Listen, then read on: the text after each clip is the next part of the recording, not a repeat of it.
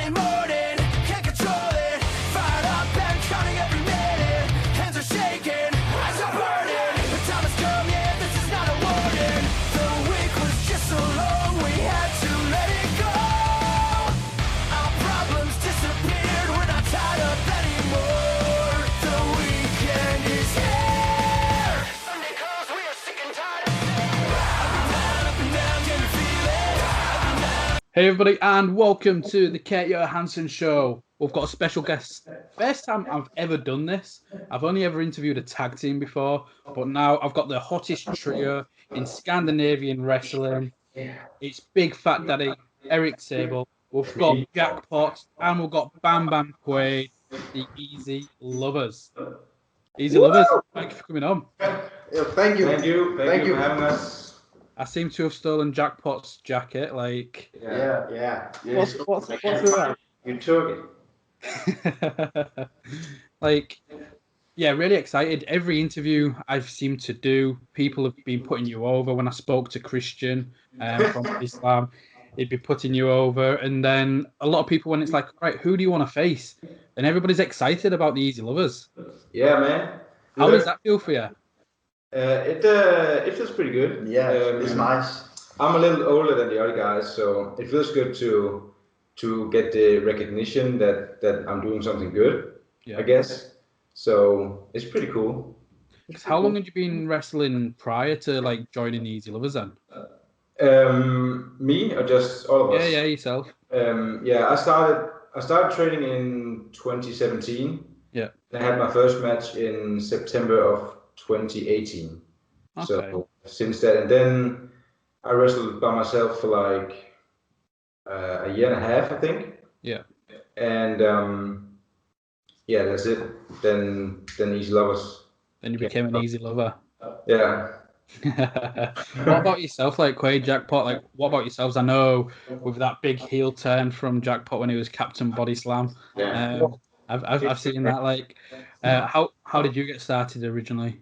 Well, I started training with Erik Sabel and had my debut a few months later than him as Captain Bodyslam, and that went on for around a year or so before the turn. You actually started training like a couple months before me, right?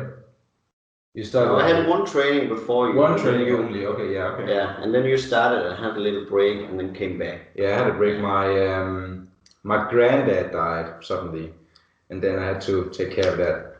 So I had a little break after I think I trained for like 2 times, and then he died, and then I came back, and we came great. Quaade, what about yourself? Yeah, man. So I started training in 2013 when when I was 11 or 12, I think. And then I started training with the Bodyslam guys before Bodyslam was formed, when they had the name WDK Wrestling DK, like a little promotion they had prior to Bodyslam. And I started training with them, and then I had my first match with WDK in 2016, I think, in a battle royal. And I was eliminated after like 2 minutes, I think, but you know. And then I had a couple matches with WDK, and then they disbanded and they formed Bodyslam. And then I had my first match with Toby in Absalon in August of 2019. Toby who? Toby Sane, man. Shit. So, like, from all the different interviews I've done, people have spoken about how wrestling isn't that accessible in Denmark. Obviously, WWE, the big promotion, isn't on TV over there. And the Danish wrestling scene has been very small, and it's starting to break out a little bit more. Hopefully with like these interviews I'm doing, hopefully more people from the UK will start paying more attention to the likes of Bodyslam. But what was your first like interaction with wrestling? Like, when did you first see wrestling and think, this is what I want to do? Well, as said earlier, I'm a little bit older than the other guys. My first interaction with wrestling was whoa. Oh damn!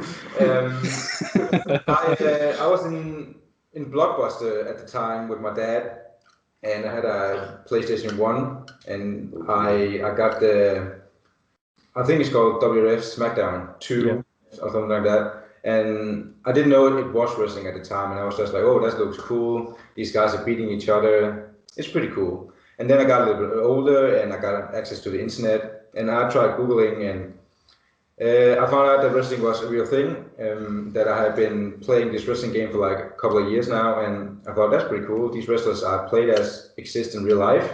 And then I started watching WWE at that point in 2004 or 5. Yeah.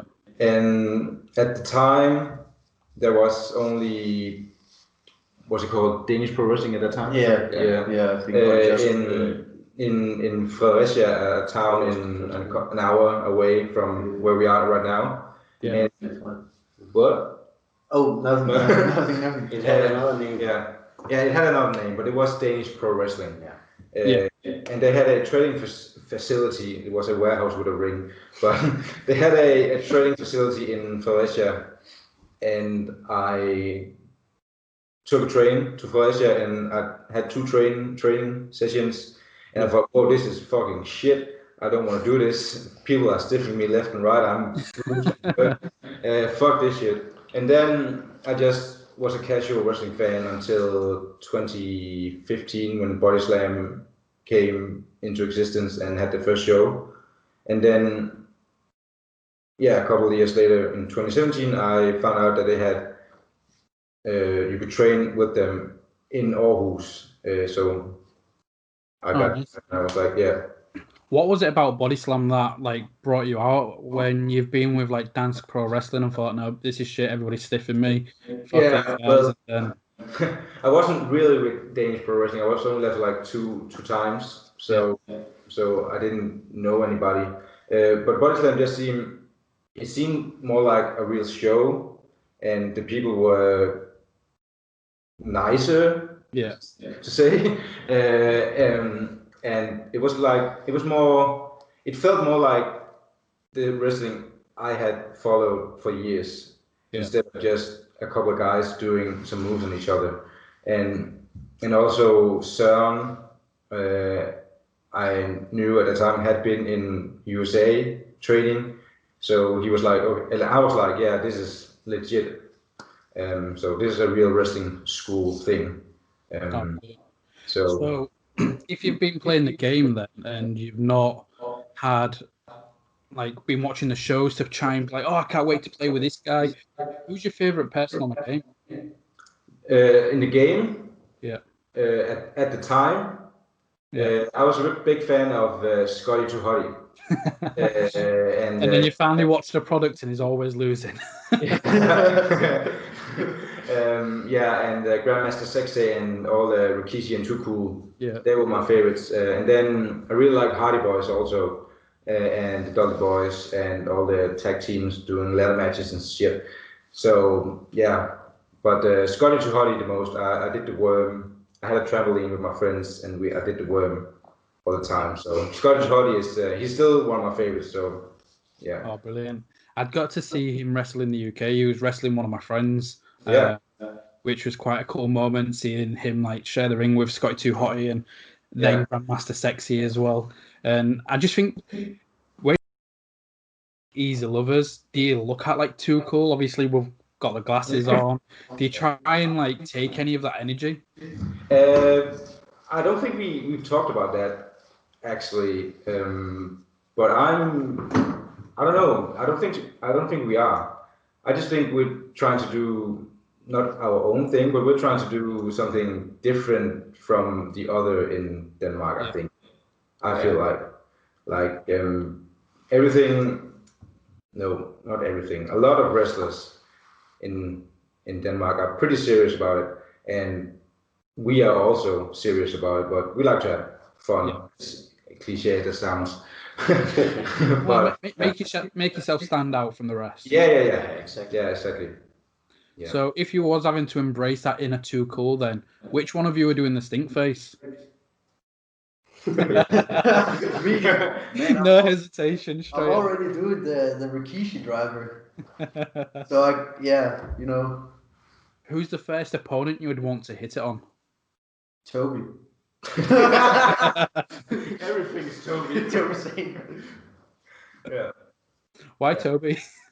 Oh man, I mean, we already wrestled him a lot, and then we had a feud with him since I debuted almost. Yeah. So I mean, it would all be fitting, I think. So yeah, Toby, if you're listening to this, like, brace yourself, you're getting a stink face soon. You're getting one, man. Oh, Quaade, what about yourself? Like, when did you first come across? Me? Yeah. Yeah. When I went to like 3rd or 4th grade, I think, there was a new guy who started in my class. Who like introduced me to wrestling. We became good friends, and then when we went home to him to play and shit, we played on his PlayStation 2, and he had SmackDown, Shut Your Mouth, and what's the other game called? Here Comes the Pain. Yeah. That's the greatest game. Yeah, and we played those a lot. And I just think it was like really cool. So I went home to my dad and like told him about wrestling. And he was an old wrestling fan too. He's been watching, like, they had these Danish channels who would replay the WWF shows. Yeah. He would watch that when he was a kid. So he would like introduce me to these old segments with Hulk Hogan and Ultimate Warrior and Undertaker. So yeah, and I just thought it was really cool. And then he like found some shows like 2013 episode of Impact and Raw. Yeah. I would watch with my brother, and then one day he just, I was just watching and playing the wrestling, and then one day he came and said he had found some wrestling training in Aarhus, with something called WDK, Yeah. which was in a rundown playground thing. I don't know. They had just set up the ring there, so we went and yeah. I just been with those ever since, I guess. What was your parents' reaction then? Because you said you started so young. Were they happy for you to go get dropped on your head and? Yeah, I mean, yeah. Wait. No, like my dad. my dad was like cool with it because he was like a wrestling fan from kids. Like when he was a kid too, so he was like excited. Yeah. Like excited. But my mom, like, she's still like against it, I guess. She doesn't like I'm getting hurt when I get into when the potential. Because like I have I have broken my teeth before, so they're like really weak. So my mom is always like, don't break your teeth when you wrestle, So she's like against it. She thinks it's cool, but she's also like against it because she don't want me to get hurt. Yeah. Has she seen you wrestle live? No, she was supposed to. We were supposed to have a show in Aalborg I don't know when, but it got cancelled. So yeah, she was supposed to, but she couldn't because it got cancelled. Yeah. I can imagine it'll be really off-putting for you because you're going to be in the ring. You'll look out to your mum and she's just going to be like, Yeah. So Jackpot, what about yourself? I haven't actually been watching it for that long, since 2016 when I met Erik Sabel over here. We both went to a graphical designer school, and we just started talking, and one day he was like, do you want to go to this wrestling show? And I was like, what is wrestling? Fuck yeah, man. So I thought, okay, let's do it. So I went to the show, and after that I was like, this is actually pretty cool. So he told me about the WWE. The WWS. The big dog. But he told me that SummerSlam was coming up. Oh yeah, that's so right. I started watching some episodes so I could get up to date. And we just started seeing these pay-per-views together. Yeah. Oh no. That was a fun time. Yeah, that was a fun Good time. time. We lived close together. Yeah. So it was easy to just go to him and watch some wrestling and then go back. Some WWE, right? Who was it that you connected with originally then? Like who stood out for you? I think it was Finn Balor at the start. What was it about Balor that you like His connected? dick pointing. Was that when Balor won the title and then got I injured? actually don't know, but there was just something. It was just cool. Yeah, he was just cool, and I didn't know anything, so I thought this guy is cool. I'm gonna cheer for him. So how do you go from just getting into wrestling like pretty late on to then thinking, I'm gonna start training actually? Yeah, so every time I start watching something and thinking it's cool, it doesn't take too long for me to think I have to try this. Yeah. So we started going to these Bodyslam shows, and I thought it could be really fun to try and do this. So after one of the shows, they posted that they had a like tryout first training thing in a few weeks later from the show, and I thought, yeah, I'm gonna go to this, and tried to get Erik with me, but he couldn't. So I went alone. I just couldn't. Just couldn't. I couldn't do it. So I went alone and had a fun time, and I just kept going to training after that, and been doing it for 3 years or so now. Brilliant. Yeah, you're So- a veteran. How did the Captain Bodyslam like gimmick come up then? It was actually because I had pretty bad selling with the face, so they thought it's gonna be a good idea to start with a mask. Ooh, shit. Yeah. Well, you It was got the fine. most shittiest mask made ever. Yeah, I got the most shittiest mask made ever. It was way too big. But it's also a fun fact, Jackpot has the smallest head in the world. Yeah. Yeah. You can't see it, but it's true. It's really small head.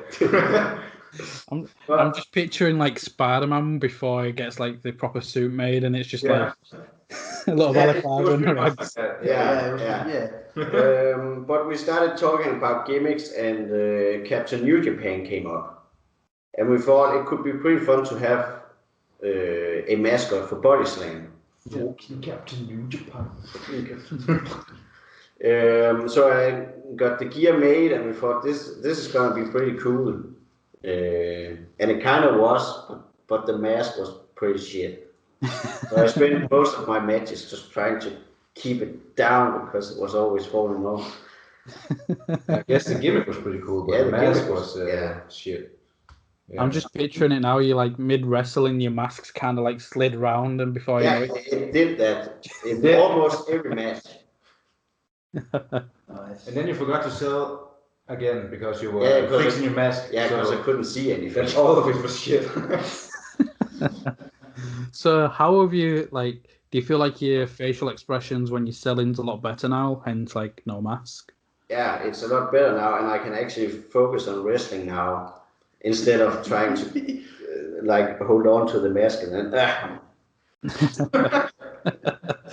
What was that first match like when you didn't have the mask then? Like, was it as if you was making your debut all over again? Yeah, a little bit actually, because it's such a difference when you can actually see and focus on something else. So yes, it was like having a debut again, and a much easier debut. Nice. Yeah. Did you feel like you made the right decision of losing the mask then? Yeah, I think so. No. Either that or get a new mask, Okay. a tighter mask, a small mask, child size, baby sized mask.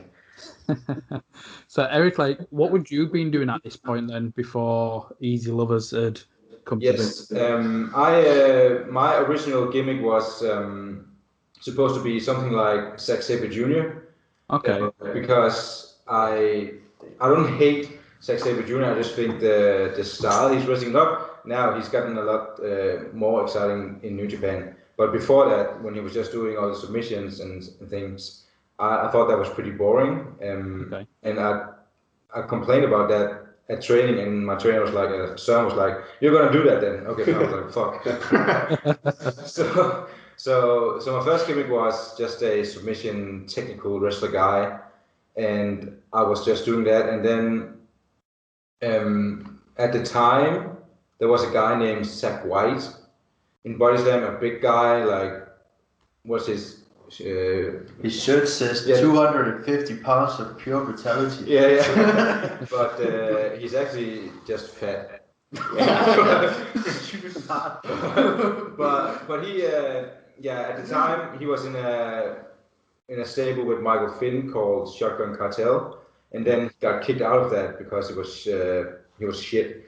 So he got kicked out because it was his fault that Michael Finn was losing and stuff. So he got kicked out and was like, I'm gonna find a new guy to protege, to take on my wing, to get to the top. And then he found me. And he was supposed to get me to the top. That was the storyline. But obviously he made me lose. He was trying to interfere and then get caught by the ref. I got DQ'd and I was distracted and I'm gonna get kicked in the face or something like that. So I would always lose. And we made these promos before every show where I was getting more and more frustrated with losing because of Zach White. And then just at one show I snapped and like, fuck you, Zach White, I don't want to be with you, I'm going to do my own fucking thing. And that was in when was that? When were we in Viborg? Like in 2019. 2019, yeah, last year we had a show Early 19, I think. It was in September, I think. But we were at a show where I was against Karim Brigante from Italy. Okay. I was against him. That was my first international wrestling match with an international talent. No. Yes. His first one-on-one without a Danish guy. Yeah. That was my first wrestling match wrestling with a non-Danish wrestler. Yeah. So I thought, oh my God, this is pretty great. This is going to be exciting. I'm going to wrestle with another guy from another country. It's going to be great. And then we were supposed to do something with Zach White and something like that. And I was just like, fuck you, Zach White. I don't want to be with you anymore. I'm going to do this on my own. I'm going to win this match against Karim. I'm going to be great. And then I lost. Shit. And then, I think that was it. And then we shifted over to Easy Loverz, where I brought in my own guy, my friend Bam Bam, and we're gonna do this because we're much better than Zach White and something like that. So I did that. I was just a normal, boring submission guy doing normal, boring wrestling matches for like a year. It was pretty bad. I was not confident in anything, and I had a singlet on and I felt uncomfortable because you could see all my fat. I was fat and short and everything was just horrible. I thought it was horrible. So I just like how you say, no, I'm going to do it by myself. And then here's my friends, actually. It's like when you break up with somebody and you're like, I just need space. I just need time alone. Yeah. And then a week later, you're updating your Facebook and it's, I'm in a relationship with this person now. It doesn't make sense, but cool. It's pretty cool because Erik Sabel, the character, is like a little bitch, so it makes sense for him to just be like, I'm gonna do this on my own. I'm gonna be fucking great. I'm gonna kick all the asses with help from this guy. So how did Easy Loverz come to be then? Who wanna take that? You wanna do it? Yeah, I think because in August of 2019 I had my debut against Toby and I didn't really have a gimmick then. So afterwards, to trainings in Aarhus, we were Søren was like, Søren was like, Erik and Bam Bam is gonna be a tag team. That was It actually started as a joke because Bam Bam, not right now, but sometimes he looks like what's his name? Oh, Terry Gordy. Yeah. He looks like Terry Gordy and Louis Capaldi. When you were saying looks like, I was like, who could he be saying? And Louis Capaldi came up in my head there.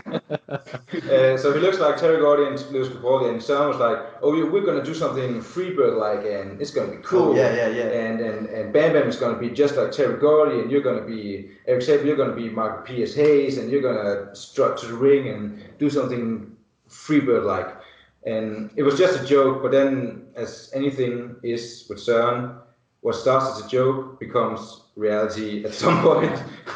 So it started as a joke because he looks like Terry Gordy, and then Søren was just like, oh, we're just going to do it now. And then our first name was actually supposed to be Denim Boys. Denim Boys with the C. With a C instead of an S. So, Okay. and then we're gonna wear a lot of denim like we do now, but it didn't really fit. So we were just like, East Loverz. That's gonna be great. Yeah, I think it was because like in December last year, I had a what is it, 3-way dance with Captain Bodyslam and Toby. Yeah. And then they just picked the Easy Lover theme song. Oh yeah, that's right. And then I was like, you know, I want to keep this. And Søren said it was intention for you to keep it. So like we had to find a team name, and then they just picked like Easy Loverz because of the theme song, I guess. Yeah. It's also a great name. It's also a great name. And a great song. Yeah. And the greatest theme in wrestling. The greatest theme in wrestling. Has every match you've done with Bodyslam had Turby in? Almost. I think I had like since my debut I've had like 2 or 3 matches without Toby, and I don't think I have had like 10 matches yet. So I thankfully haven't had a one-on-one with Toby yet. I don't think so. I don't think I have. Only multi-man matches. Oh yeah. And you've had like... Yeah, I have worked with Toby, against Toby. Everything. Every combination. Yeah. My debut was against him, and then the show after I was with him, and then I was one-on-one with him, and then I teamed with him. I don't think you've turned on it. You've never been in a match without Toby, right? Yes, I have. This past You have? Yeah, but before that. No. No, right? No. Yeah, damn. Yeah. Okay. Too much Toby. Jesus. Too much Toby. So, Toby aside then, like, is there anybody you're wanting to face on that Bodyslam roster? Obviously, we've just seen Randers Panya become the new tag team champions. Is that something you wanted to bring into your possession, Freebird rule? Well, of course, man. Yes. Yes, of course, man. We always we want to wrestle everybody. Yeah. Because we haven't been at it that long yet. Yeah. So we're just hungry to wrestle anybody. But obviously we want to wrestle the champs. We want to wrestle like Finn and Tank. We want to wrestle who else is the tag team? The Phoenix guys. The Phoenix and Carlos. Yeah, and Hype Boys. and the guys from what they call Hello Boys, the rich guys. Yeah. Unico and Phoenix. Yeah. But also the Swedes when everything starts opening up again, I think. Yeah. So, and also Slack. We want to wrestle Slack and Nick Gage, man. If you used to pick that one team then that you've been maybe even watching when you was fans, you've been seeing whilst you've been on the shows, but you've not wrestled, what is that ultimate team that you think you would make the best magic with in the ring? It would be pretty fun to wrestle ETM. Yeah. That's because they're probably gonna come back when all this is over. So it could become reality. So that could be pretty fun. And me and Jackpot was in a match with Chuck Mambo. Yeah, I worked with him. And that was pretty great experience. So that would be pretty cool. Yeah.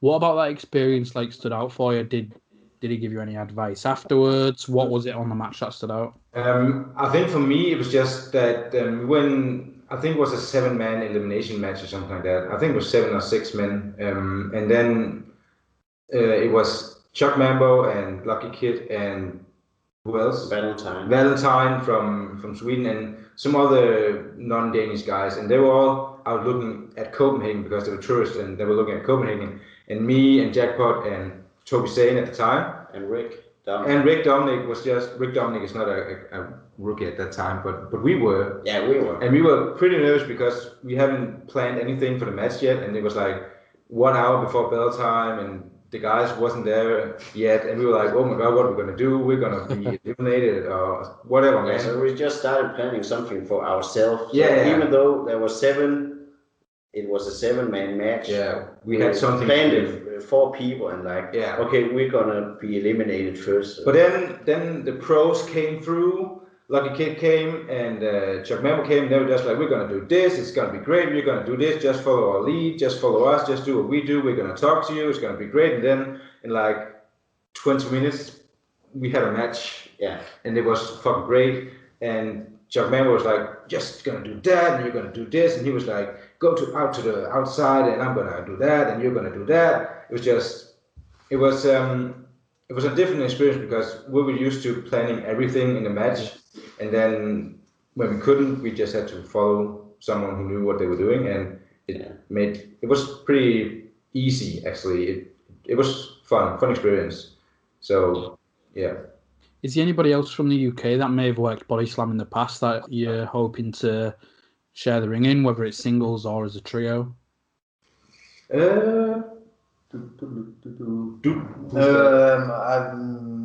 Or even if they've not worked Bodyslam, just like that you're aware of, and you're like, it'd be cool to wrestle these guys.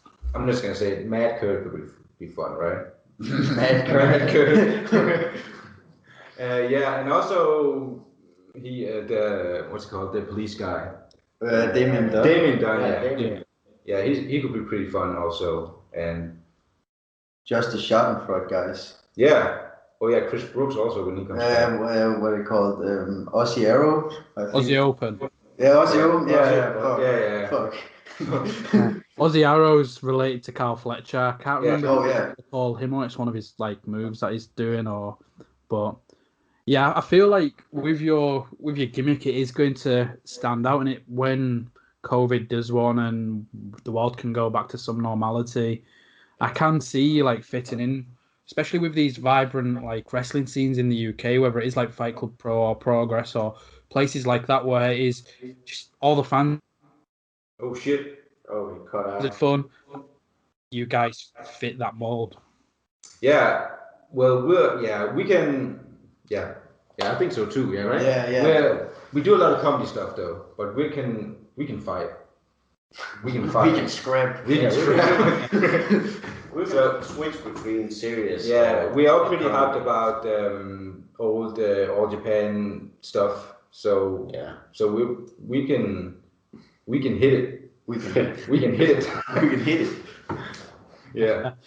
So, what are your goals like moving forward then, whether it's with Bodyslam or if it's traveling around Europe, coming to the UK? Like, what are the goals for the three of you, whether it's as singles or as the trio?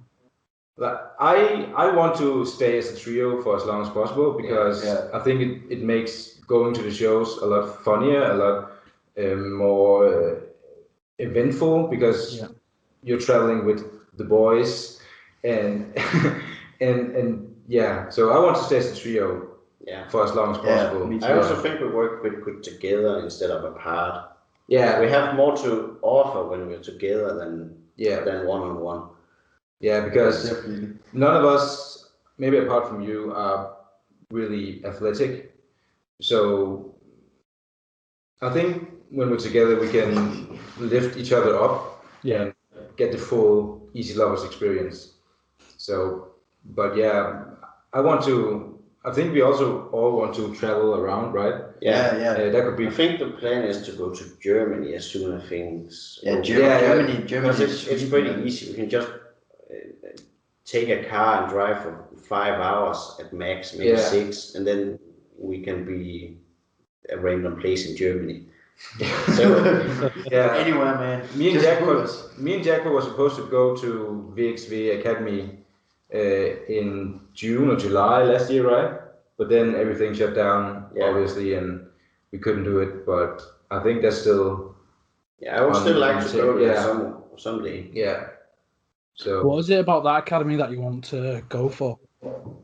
I think it's because it looks professional. It looks like there's a lot of guys on there that know what they're doing, and also because Bodyslam is working a little bit together with WXW, so it makes sense for us to go there because Søren and Christian can put in a good word for us, and maybe that can help us out or something like that. So it just makes sense to go there, I think. Quaid, what about yourself? Like, where is there anywhere in particular that you wanted to go, or any companies that you wanting to try out? I mean, like any company that wants Easy Lovers, like you know, I think like a goal for me would to be like at I don't know Progress maybe. I always wanted to wrestle at Progress. Yeah, but like anywhere where someone wants Easy Lovers, like yeah. Okay, so like hopefully that does come like a possibility. And recently, in some of like my interviews, some people have expressed that either this company isn't a priority, or even working full time isn't a priority. But is that something the three of you would want to do? Say if NXT UK did come calling and was like, right, we want the Easy Lovers. You need to quit. You need to quit your day jobs or your other passion projects to sign. Is that something you'd be willing to do? I would, because I don't have any. I have a job, but it's not an important job. It's just a job to make money, right? So I could do that, but seeing as I'm pretty old, I don't think NXT UK would come calling for me. but who knows, man? Old man Erik. I mean, Batista made his debut when he was like 35. Yeah, but he's like also. But he's Batista. Yeah, I see. But yeah, it could work as a trio. But me, if they just want one of us, that wouldn't be a good mix, I think. But yeah, but I would do it if they wanted us. I would do it. Yeah, Jackpot. What about yourself? Yeah, I think I would do it at least for some years, just to try it and see if it could work out as a like full-time, well-paying job. But I have a pretty okay job that I have to leave if I wanted to do it. Yeah. So it had to be a good offer. $1 million. Yeah, $1 million. $1 million per match. So I just think my goals to start with is just to go around to different promotions every weekend. Obviously, maybe take some vacation to do it in like the normal weekdays and stuff. Yeah, like my goal is not NXT UK, but if they call me, yes, I would I would take the offer. But my goal is also just to travel around and wrestle guys and have fun and make some memories, as you say. Yeah. Now, it's good that you say that, though, because I know people personally and people that I've interviewed in the past where WWE's been their goal and they've been so close and certain things have prevented it for whatever reason. And it's as if they're not enjoying the journey because they just said, I need to get there, I need to get there, I need to get there. Doing so much cool stuff, they don't appreciate it. Yeah. Also, on a personal note, I really don't like WWE. I don't watch it that much anymore because Mark. but I watch it when something exciting comes up, but it's not like I follow it closely anymore. So it's not really a goal for me unless they called me. I wouldn't pursue it as that. So I don't know. WWE is fine, but I guess for me the fun is all the indies and all the other stuff. Yeah. Quaid, what about yourself? Yeah, I don't know really. If it's NXT UK came knocking, I would probably like accept the offer and try it out. But I think I would be more comfortable on the indies. Yeah. But I don't know. I just think the indies are more fun. Yeah. Have you tried anything other than the indies? Yeah, man. Yeah. Nah. But you know, almost. Yeah. Okay. So what's it been like with Bodyslam then? So Bodyslam to me, especially in Danish wrestling, they've become that leading company, and they're one of the like top companies in Scandinavia. They're especially one of the most visible companies. I think that goes down to Soren and Christian. Excuse me, what? The what? One of the most visible. Oh, visible. Okay, yeah. So, yeah. With like the work Soren and Christian are putting in. Yeah. It's making people like myself being able to come across it so much more easy and getting on high spots and WXW. What's it been like seeing the growth of Bodyslam over the years, and especially whilst being Easy Lovers? How have the audiences been taken to yourselves as well? Who should start? You want to start? Yeah. How's the It's been pretty exciting because it happened after we started helping at shows. Yeah. And they slowly got bigger and bigger and got started working with the WXW and got on the streaming services. It's been fun to follow. Yeah, as you said, me and Jackpot was helping with setting up the ring and filming the shows. Before we started having matches, and so we followed it from the beginning. And we also know Søren and Christian personally, so they've talked to us about all we're gonna work with those guys, and it was pretty exciting times. And for me, I think it's been pretty fun to become the Easy Lovers and seeing, because when I was just Erik Sabel, no one was reacting to me in the audience, but now when I can let loose and I can talk and cut promos and be weird as fuck, the audience is, I think they're responding pretty well. They make signs. They made signs for us, and they react to the stuff we do and to the videos we've posted on Bodyslam's Facebook side. Yeah, I think it's good. It's good shit. It's good shit. Such good shit. Quaade, how do you feel about like the fans' reception of the Easy Lovers, and everybody's reception of Easy Lovers, whether it's talent or fans? Yeah, I mean, the reception, I mean, it's good. Like since day one, since like we debuted the Easy Lovers gimmick, I think like the crowd reacted real well to us. Yeah.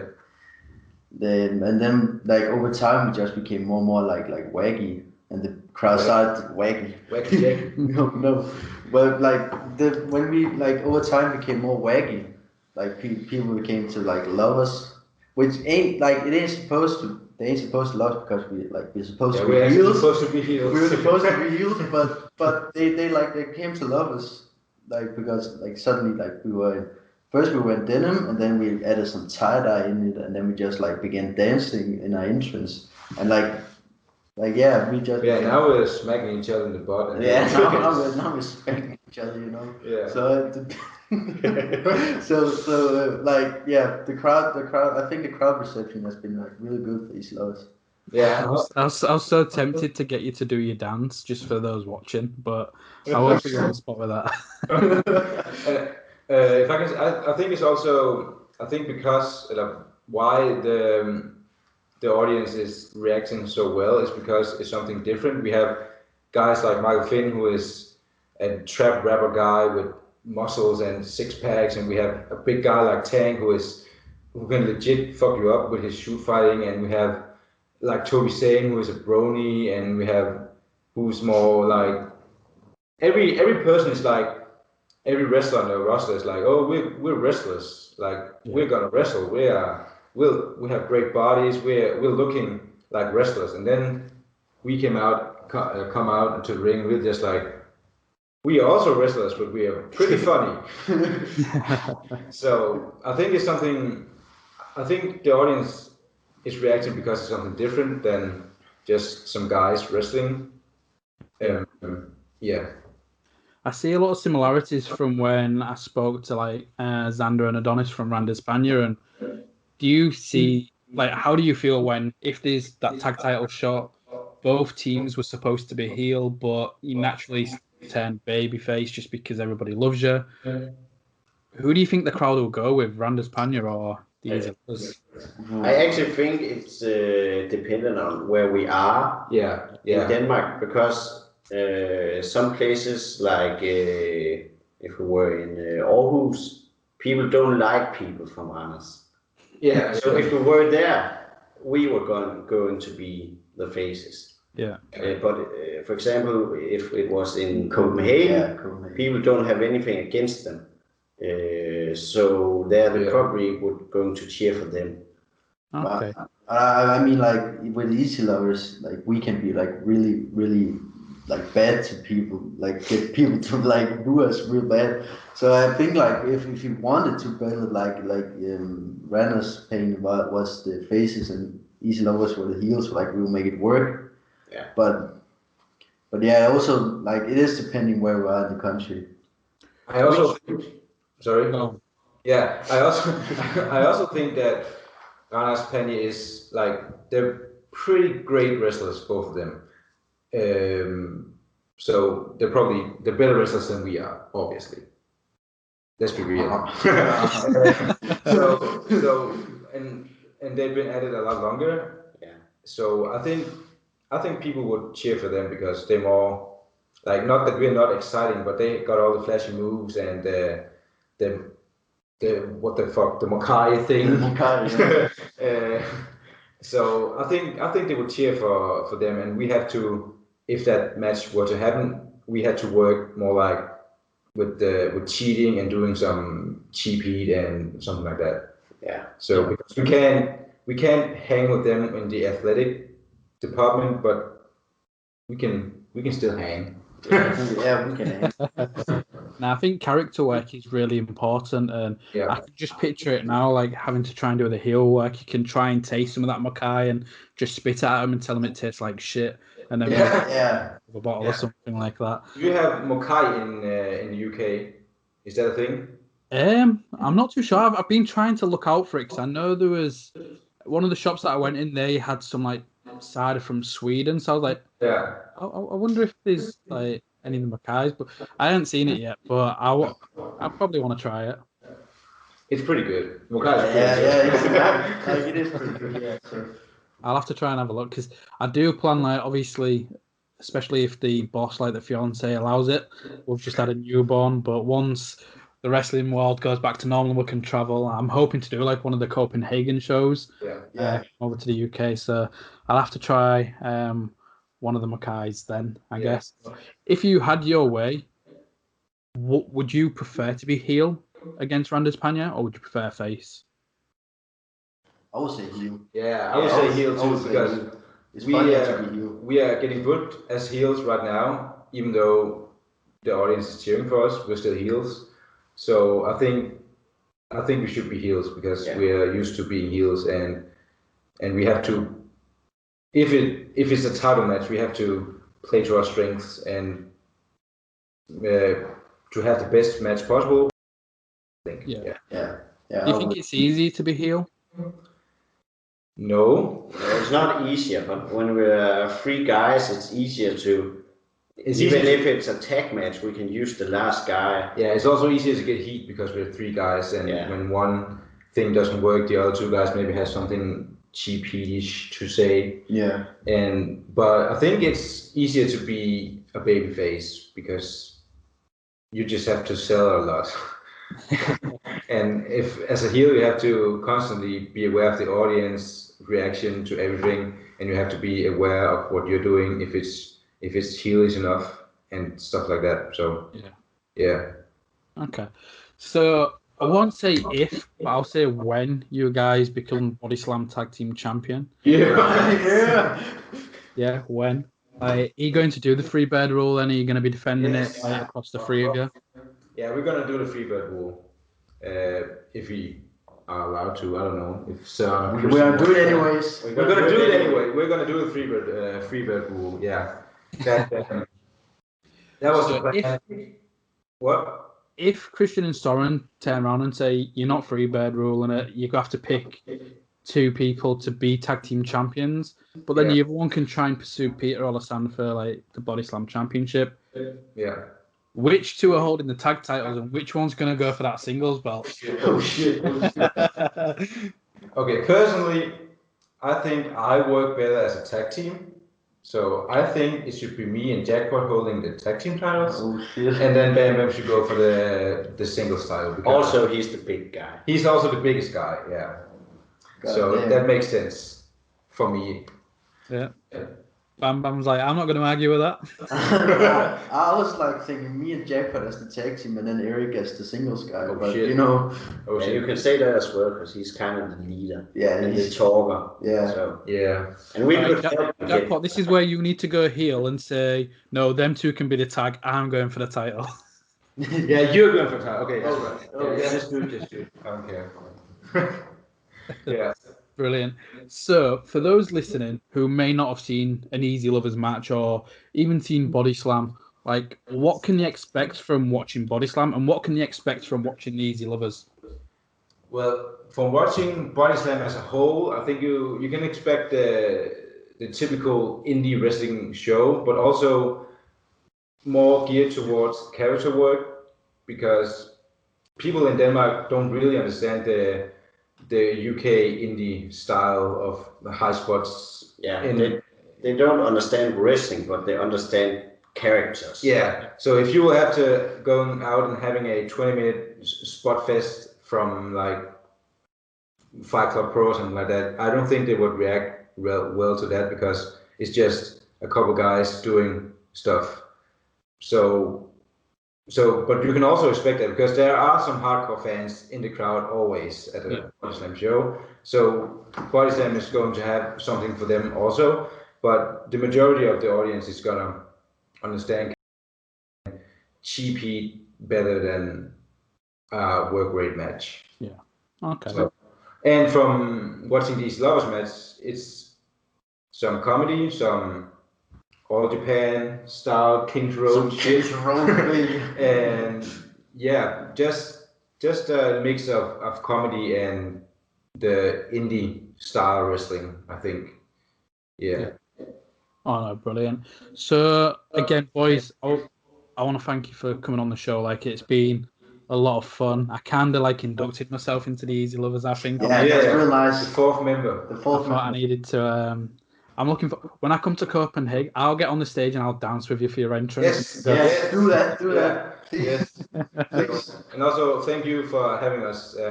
Yeah. As we talked before we called you, that we haven't been wrestling as long as the other guys you've interviewed, and we don't have that much to tell as the other guys.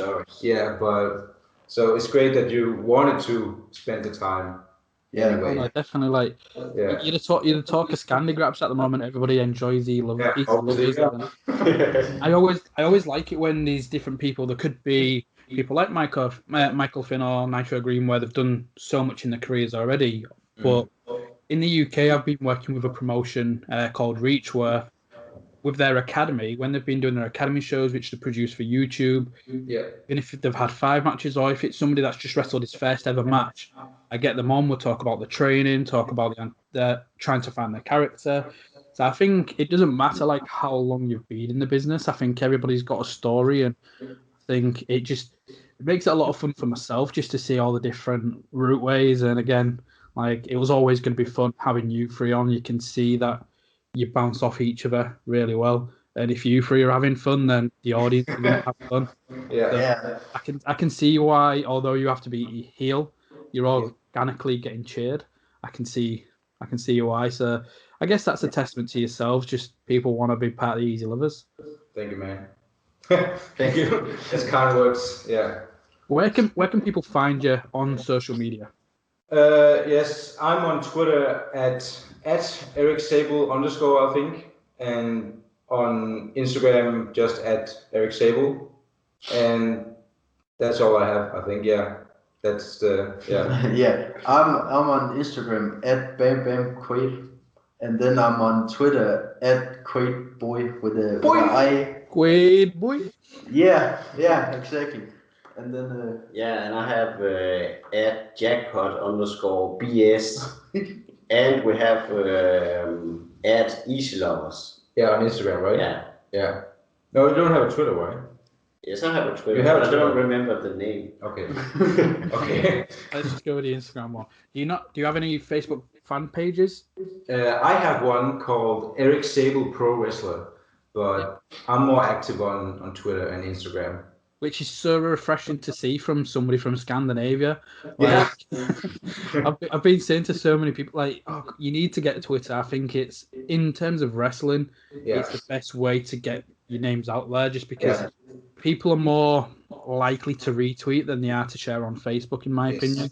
So it's good to see the three of you embracing the world of Twitter. Yes, very good. Yeah. So, yeah. So everybody, make sure you go follow them on social media. Make sure you do go check out Bodyslam. They are going to be the future Bodyslam Tag Team Champions. I look forward to the day where and Bodyslam Champion if they can't do the Freebird rules. But again, boys, thank you for coming on. We'll definitely maybe years down the line when you get those titles, you're coming on the show again and we can talk. Yeah. Thank you, man. Thank you. Thank you. So make sure you go follow them. Go and follow Bodyslam Pro Wrestling. Hit the like button. Hit subscribe. And if you've enjoyed this and not checked out the other ones, have a look at the playlist. #ScandyGraps on YouTube and have a look at all my other interviews. Thank you for watching. Thank you for listening. Yes. Nice. Nice.